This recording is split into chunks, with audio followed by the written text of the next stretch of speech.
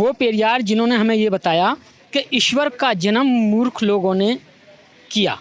पेरियार का मतलब होता है तर्क बुद्धिवादी, और जिसने हर चीज़ को तर्क की कसौटी पे माना हो, जो तर्कवादी हो, नास्तिक हो, ऐसे व्यक्ति को पेरियार कहते हैं। पेरियार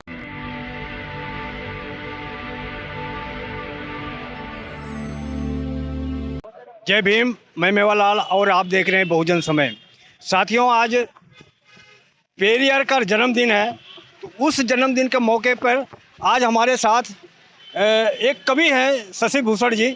इनसे जानूंगा कि पेरियार का जन्मदिन जो आज है वो किस तरह से समाज को जगाने के लिए, अंधविश्वास पाखंड को भगाने के लिए और देश में कितना संघर्ष किया कि और समाज को जगाने के लिए दिन रात एक कर दिए, समाज को जगाने के लिए, और वो रात दिन वो यही काम करते रहे। सर, सबसे पहले आपको जय भीम। जय भीम आप सभी को भी, और जितने भी दर्शक देख रहे हैं सभी को मेरा जय भीम। सर, मैं आपसे पहला इस प्रश्न आपसे यही रहे कि आज पेरियार साहब का जन्मदिन है, सर आप क्या कहेंगे? सर देखिए, पेरियार जी का जन्मदिन है और उन्हें भी सत सत नमन करता हूँ। वो पेरियार जिन्होंने हमें ये बताया कि ईश्वर का जन्म मूर्ख लोगों ने किया, यानी कि मूर्ख लोगों ने ईश्वर को जन्म दिया या बनाया, और धूर्त लोग उसे मानते हैं, और जो बिल्कुल पागल अनपढ़ गंवार हैं वो उनकी पूजा करते हैं। ये हमें पेरियार ने बताया, और हम पेरियार के मानने वाले हैं, तो हमारा दायित्व बनता है कि हम उनकी बात को मानें, जो उनको पढ़ें। जब हम उनको पढ़ते हैं तो पता चलता है कि जब पेरियार के बेटे की शादी हुई तो लोग क्या करते हैं कि घोड़े पे बैठते हैं, किसी अच्छे वाहन पे बैठते हैं और निकलते हैं, चलते हैं। लेकिन जब पेरियार के बेटे की शादी हुई तो पेरियार चाहते थे कि मेरे बेटे की शादी में एक सामाजिक संदेश समाज को जाए, इसलिए उन्होंने एक ट्रक लिया। ट्रक पे 2 कुर्सी डलवाई जिस पर खुद बैठे और एक पे अपने बेटे को बिठाया, और ट्रक के आसपास, ट्रक के सामने उन्होंने सारे देवताओं की प्रतिमाएं, फ़ोटो लगाई और उन पर जूते चप्पलों की माला डाली, और ये कहते जा रहे थे कि देखो मैं अच्छा काम करने जा रहा हूँ, और अगर इन देवताओं में जरा भी शक्ति है तो मेरे काम बिगाड़ें, और मैं इनको जूते मार रहा हूँ। और इस तरीके से उनके बच्चे की बारात निकल रही थी। तो ऐसे पेरियार थे जो ये कहते थे कि पढ़ा लिखा होना इतनी बड़ी बात नहीं है, जितना पाखंड भय और इस पाखंडवाद से निकलना है। पढ़ा लिखा तो कोई पढ़ा लिखा हो सकता है, लेकिन पाखंड से मुक्त वही हो सकता है कि जिसकी बुद्धि में तर्क करने की शक्ति हो, जिसके पास थोड़ी ज्ञान हो सच और झूठ को जानने का। और जिसके पास ये ज्ञान नहीं है तो चाहे आप उसे MBBS डॉक्टर बना दो, ऑपरेशन करने के बाद भी यही कहेगा कि मैंने अपना काम कर दिया, बाकी अल्लाह मालिक या भगवान मालिक। तो ऐसे डॉक्टर, ऐसे इंजीनियर, ऐसे प्रोफेसर किसी भी काम के नहीं हैं। शिक्षा जो है, जो डिग्री है, वो हमारे नौकरी लेने का एक सर्टिफिकेट है। लेकिन अनपढ़ व्यक्ति की समझ में ये आ जाए कि इस दुनिया को किसने बनाया, कैसे चलती है, और इस दुनिया का विकास कैसे हुआ, और आगे ये दुनिया अच्छे तरीके से कैसे चलेगी, वो आदमी विद्वान कहलाता है। उदाहरण तौर पे आप कबीर साहब को ले सकते हैं, रैदास को ले सकते हैं। ये अनपढ़ लोग थे, लेकिन इन्हें सच पता चल गया और इन्होंने विद्रोह कर दिया, लोगों को समझाने के लिए अपना पूरा जीवन लगा दिया। लेकिन कुछ लोग इतने बड़े पढ़ाई लिखाई कर ली, लेकिन वो भगवान के पीछे ही रहे। वो मूर्ख लोग हैं, धूर्त लोग हैं, पागल लोग हैं, पाखंडी लोग हैं। तो ऐसे लोगों के लिए ही, और ऐसे लोगों को समझाने के लिए ही पेरियार का जन्म हुआ। पेरियार के जीवन से हम एक खास बात सीखते हैं कि पेरियार जीवन भर भगवान को गाली देते रहे, और वो 93 साल के होकर मरे। अगर भगवान में कोई शक्ति होती तो जब वो नास्तिक हुए, जब वो गाली देने लगे थे तो उन्हें तभी मार देते, तभी मर जाना चाहिए था। लेकिन ऐसा नहीं हुआ, और पेरियार 93 साल जिए।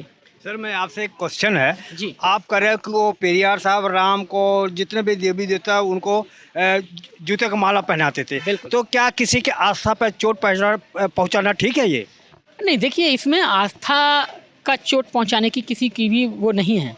आस्था की चोट तब पहुंचती है कि देखिए, बाबा साहब डॉक्टर अम्बेडकर के पास इतनी डिग्रियां थीं, PhD, MPhil, DLit, वार-एटला, इतनी सारी डिग्रियां थीं, और हम ये कहें कि उनके पास कोई डिग्री नहीं थी और वो मूर्ख थे, और इस तरीके के हम कुछ कहें तो ये हमारी ठेस पहुंचती है। क्यों? क्योंकि उनके यहाँ थी तो मूर्ख तो हो ही नहीं सकते।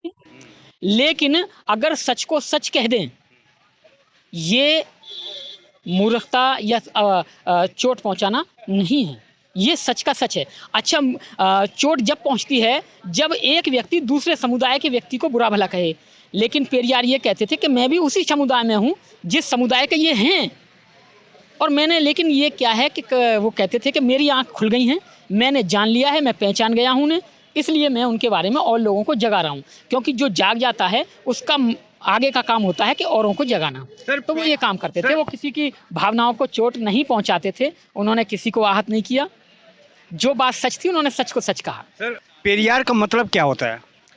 देखिए, पेरियार का मतलब होता है तर्क बुद्धिवादी, और जिसने हर चीज़ को तर्क की कसौटी पे माना हो, जो तर्कवादी हो, नास्तिक हो, ऐसे व्यक्ति को पेरियार कहते हैं। पेरियार एक उपाधि है विद्वानता की। और पेरियार साहब ने अपनी तमिल भाषा में एक पुस्तक लिखी थी, रामायण, सच्ची रामायण। अच्छा। उन्होंने रामायण का पोस्टमार्टम किया। जब आदमी मर जाता है तो देखा जाता है ना कि आखिर क्यों मरा, कैसे मरा, कितने साल का था, क्या कमी थी, क्या था क्या नहीं। तो ऐसे ही जब इन रामास्वामी को, पेरियार को ये पता चल गया तो उन्होंने रामायण को पढ़ा और एक एक चीज़ को पोस्टमार्टम किया कि कहाँ कहाँ गलतियाँ हुई हैं। लेकिन वो तमिल साउथ में ही उधर रहे, दक्षिण में। उनके एक शिष्य हुए पेरियार ललई सिंह यादव। जब ललई सिंह यादव उनके शिष्य बने तो ललई सिंह ने उनसे कहा कि गुरुजी, मैं आपकी इस पुस्तक का हिंदी अनुवाद कर सकता हूँ? तो पेरियार ने खुशी खुशी कहा कि हाँ करिए। और पेरियार ललई सिंह यादव ने उनकी उस किताब का नाम सच्ची रामायण करके हिंदी में अनुवाद किया। और जब ये किताब हिंदी में छपी, पहली बात तो छपने से ही मना कर दिया, लेकिन जब छपी तो कोर्ट ने बैन लगा दिया कि जी हमारी भावनाएं आहत हो रही हैं। जब फिर इलाहाबाद हाई कोर्ट में केस चला, केस नंबर मैं आपको बता दूंगा, मुझे याद नहीं, मोबाइल में है, वो आप लगा देना अपना इस पर। फिर उसमें ये साबित हुआ और कोर्ट ने ये आदेश दिया कि राम एक काल्पनिक पात्र हैं और पेरियार की जो किताब है वो ठीक है, इसमें कोई गलती नहीं है। सरकार इनकी किताबें वापस ही न करे, जो इनका मानहानि घाटा हुआ है वो घाटा सरकार इन्हें दे। और इस घाटे में और प्रिंटिंग प्रेस लगाने में पेरियार ललई सिंह की 10 बीघा ज़मीन बिकी। और फिर कोर्ट के आदेश पर सरकार ने उनकी सारी किताबें छोड़ी और उन्हें हर्जाना दिया कि ये आपका हर्जाना है जो हमसे गलती हुई। जब एक कोर्ट ने ये कह दिया कि सच्ची रामायण की किताब बिल्कुल ठीक है और राम काल्पनिक है, वो दौर न्याय का था। लेकिन आज का दौर न्याय का नहीं है, इसलिए आज फिर दोबारा लोग पता नहीं तरह तरह की बातें करते हैं, तरह तरह की बातें कर रहे हैं। या तो वो लोग पागल थे या आज के पागल हैं, पागल तो कोई है। या तो वो थे जिन्होंने ये कहा कि राम काल्पनिक है, या आज के ये पागल हैं जो ये कह रहे हैं कि नहीं काल्पनिक नहीं है, राम थे। सर, आपने ललई सिंह यादव का नाम लिया। ललई सिंह उत्तर प्रदेश कानपुर के थे, तो वो के रहने वाले जी, तो वो यादव किस वंश के थे, किस को मानने वाले थे? तो वो पेरियार भी बने, वो तो कैसे उन्होंने किस को छोड़कर पेरियार को अपना लिया? ललई सिंह यादव, इनका परिवार बहुत ही तर्कवान परिवार था, तर्क बुद्धि परिवार था। इन्होंने अपना, वैसे इनका अधिकतर जीवन ग्वालियर में गुजरा क्योंकि फौज में थे तो ग्वालियर में गुजरा, और वहीं इन्हें क्रांति एक आई और इन्हें एक बाबा साहब के प्रति एक आस्था जगी।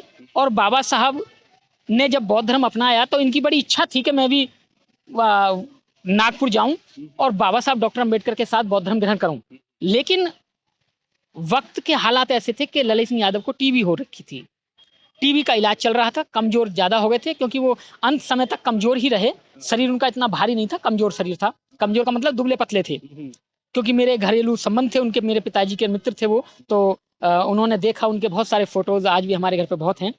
तो उन्हें टीबी हो रखी थी, तो वो अपना बेड पे पड़े हुए रो रहे थे कि काश में अगर ठीक होता तो बाबा साहब के साथ दीक्षा ले रहा होता। लेकिन उन्होंने पड़े पड़े ही एक संकल्प लिया कि कोई बात नहीं, जब मैं ठीक हो जाऊँगा तो जिन गुरु से बाबा साहब ने दीक्षा ली है उन्हीं गुरु को मैं यहाँ बुलाऊंगा और उनसे दीक्षा लूँगा। फिर ललई सिंह यादव ने कानपुर में एक धम्म दीक्षा प्रोग्राम कराया और भंते चंद्रमणि को, वही चंद्रमणि बाबा साहब जिनको बाबा साहब ने दीक्षा दी थी, और उन्हीं से दीक्षा ली और बौद्ध हुए। फिर उन्होंने एक घोषणा की कि आज के बाद मैं सिर्फ ललई सिंह हूँ, अगर आपको अच्छा लगे तो आप मुझे बौद्ध कह सकते हैं, लेकिन आज के बाद मैं ना यादव हूँ, ना चौधरी हूँ, और ना किसी तरह का इस तरह का जो टाइटल है वो मेरा नहीं रहेगा, लंबरदार या जमींदार साहब इस तरह का मेरा कोई टाइटल नहीं रहेगा। मैं ओनली केवल ललई सिंह हूँ और मुझे इसी नाम से जाना जाए। सर एक घटना मुझे याद आ रही, आपको ज़्यादा जानकारी होगी। ललई सिंह यादव एक क्रांति किया था कि वहाँ पर एक कुआं बनाया था, तो वाल्मीकि को पानी पीने नहीं दे रहे थे यादव लोग। उसके बारे में क्या है, थोड़ा सा बताएं। उनके गांव में कुछ वाल्मीकि परिवार रहते थे। उस परिवार में एक जिस बड़ा हष्ट-पुष्ट आदमी था, उसका नाम था मंगल सिंह। लेकिन वो मंगल सिंह उसके परिवार का नाम था, क्योंकि वाल्मीकि जाति से था, भंगी जाति से था, तो पूरा गांव उन्हें मंगलिया कहता था। तो गांव में एक बार सूखा का प्रकोप ज़्यादा हुआ ये कि जो वाल्मीकियों का कुआं था उसमें ऊंचा था, तो उसका पानी सूख गया। अब पानी था वाल्मीकि उसमें जो यादव का मोहल्ला था, उनका कुआं गहरा था, उसमें पानी था। ये बात ललई सिंह यादव को उन्होंने बताई कि गुरुजी लंबरदार में हमारे मोहल्ले का कुआं सूख गया है और हमें पानी की ज़रूरत है, आप पानी दे दें, लोग तो लेने नहीं देंगे। क्या कोई बात नहीं, मैं कह रहा हूँ तू पानी जा। और मंगलिया पानी लेने गए तो और जो यादव थे उन्होंने उन्हें भगा दिया कि अछूत कहीं का भंगी चांडाल, तू पानी लेके जाएगा यहाँ से। अब वो बिना पानी के लौट आए और ये बात मंगलिया ने ललई सिंह यादव को बताई। ललई सिंह यादव बोले कि कोई बात नहीं है, जब तक तेरा कुआं नहीं बनता है तू मेरे घर से पानी भर के ले जाया कर मटके में। और ललई सिंह यादव अपने कुएं से पानी अपने घर लाते और उनके घर से फिर मंगलिया ले जाता। ये सिलसिला चलता रहा और ललई सिंह यादव क्योंकि फौजी थे और अच्छी पोस्ट पे थे, तो उनकी थोड़ी ब्लॉक में तहसील में थोड़ी बात चलती थी, मानी जाती थी। उन्होंने एक अर्जी दी कि मेरे गाँव में पानी सूख गया है, तो एक नया कुआं खुदना चाहिए। मशीनें जब तक आ चुकी थी गहरा कुआं खुदने के लिए, और उन्होंने कुछ पैसे जुगाड़ करके और वाल्मीकि मोहल्ले में एक कुआं खुदवा दिया। और हुआ ये कि जब कुआं खुद गया 10-5 दिन में या 15-20 दिन महीने में उसमें पानी आ गया, क्योंकि वो गहरा खुदा। अब सूखे का माहौल चल ही रहा था। अब क्या हुआ कि अब यादवों के कुएं का पानी सूख गया। अब यादव कहने लगे कि भाई चौधरी साहब, तुमने जो कुआं खुदवाया था वहां से पानी हम लाएंगे। अब ललई सिंह यादव ने मंगलिया को बुलाया और मंगलिया से कहा कि मंगलिया, अगर कोई भी यादव तुम्हारे मोहल्ले में पानी लेने आता है तो ये लठ रखो और उसके कंधे पे मारना और भगा देना, पानी मत देना। मंगलिया ने हाथ जोड़े कि लंबरदार, मैं कैसे कर सकता हूँ ऐसा, मुझे तो सब लोग मारेंगे, ये करेंगे कि अगर तूने ऐसा नहीं किया तो तेरी कमर मैं तोड़ूंगा इसी लठ से। अच्छा। हाँ, ये ललई सिंह यादव के थे कि ऐसा मैं नहीं कर सकता, कि नहीं ऐसा ही होगा, नहीं तो मैं कुएं बंद करा दूंगा। उन्होंने मतलब रौब के साथ कहा कि जैसा मैं कह रहा हूँ ऐसा तुझे करना होगा, और कि ठीक है साहब, जैसे तुम कह रहे हो, तुमने बनवाया कुआं तो मैं बोल दूंगा।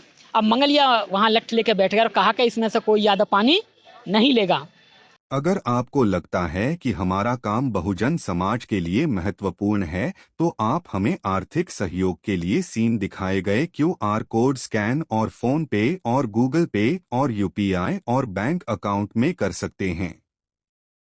फोन पे, गूगल पे 9250529129, UPI 9250529129@YBL।